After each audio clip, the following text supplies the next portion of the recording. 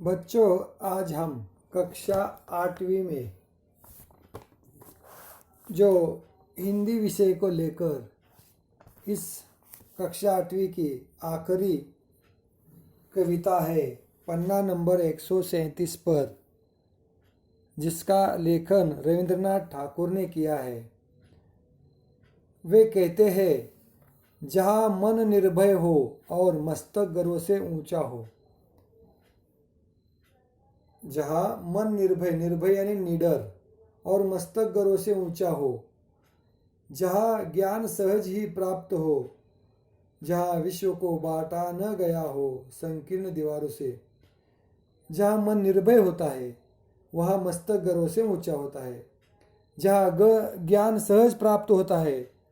जहाँ विश्व को बांटा न गया हो संकीर्ण यानी संकुचित दीवारों से, वहाँ जहाँ मन निर्भय हो वहाँ मस्तिष्क गर्व से ऊंचा होता है। संकीर्ण दीवार यानी संकुचित वृत्ति नहीं होती। विश्व को बांटा नहीं गया होता है, और जहाँ पर सहज ज्ञान प्राप्त हमें होता है। आगे, जहाँ शब्द निकलते हो सत्य की गहराई से। जहाँ शब्द निकलते हैं हमेशा सत्य की गहराई से। जहाँ बिना थके कार्यशील बाहें उठती हो निर्माण की ऊंचाई छूने। जहाँ शब्द कहाँ से निकलते हैं? सत्य की गहराई से। जहाँ बिना थके कार्यशील बाहें यानी काम करने वाले, परिश्रम करने वाले, मेहनत करने वाली बाहें, बाहु, हाथ उठती हो निर्माण की ऊंचाई छूने।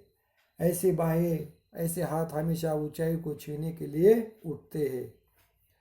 जहाँ तर्क की धारा ने नहीं खोया है अपना पथ। पथ यानी मार्ग, रास्ता। तर्क यानी युक्ति, दलील। धारा यानी प्रवाह। जहाँ तर्क की धारा, प्रवाह ने नहीं खोया है अपना रास्ता। जैसे पानी क्या करता है? गिरता है ना, तो अपना रास्ता आगे निकालता है खुद। आगे, मृत प्राय आदतों के सूखे रेगिस्तान में। मृत प्राय आदतों के सूखे रेगिस्तान में भी पानी अपना रास्ता जब जमीन पर गिरता है तो निकलता है। जहाँ पथ प्रदर्शक बन तुम उच्च विचार और कर्म का। जहाँ तुम तुम्हारे विचारों से पथ प्रदर्शक बनोगे, रास्ता दिखाने वाले बनोगे, और तुम्हारे उच्च विचार और कर्म अच्छे हो, तो हमारे जीवन में कठिनाइयाँ, मुश्किल नहीं आती। हमारा मार्ग प्रशस्त बनता है। प्रशस्त यानी सुझाना। स्वतंत्रता के उस स्वर्ग में ओ मेरे पिता, देश को जागृत करो, जगाओ, देश को जागृत करो, जागृत करो। इस तरह से रविंद्रनाथ ठाकुर जी ने अपने कविता के माध्यम से हमें सोए हुए भारतीयों को जगाने का प्रयास किया है, और निर्भय, न डरते हुए, मस्तक गर्व से ऊंचा रखते हुए, विश्व को न बांटते हुए, संकुचित वृत्ति न रखते हुए, जहाँ सत्य की गहराई से हमें कार्यशील बाहें थकती नहीं और वो हमारे बुलंद हौसलों से निर्माण की ऊंचाई छूने लगती है। जहाँ तर्क यानी युक्ति, दलील नहीं होती, नहीं खोया वह अपना पथ। मृतप्राय, जैसे मृतप्राय आदतों के सूखे रेगिस्तान में पानी अपना रास्ता निकलता है।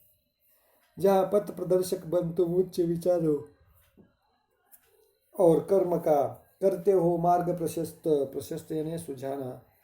स्वतंत्रता के उस स्वर्ग में वो पिता, मेरे देश को जागृत करो, जागृत करो, जागृत करो। इस तरह से रविंद्रनाथ ठाकुर जी ने अपने विचारों के माध्यम से इन कविता को लिखा है। शब्दार्थ: निर्भय, निडर, विश्व, संसार, संकीर्ण, संकुचित, तर्क, युक्ति, दलील, धारा, प्रभाव, मृतप्राय, मरा हुआ सा, रेगिस्तान, मरुस्थल, पथ प्रदर्शक, रास्ता दिखाने वाला, प्रशस्त, सुझाना, सुझाव, सुझाना, जागृत करो, जगाओ।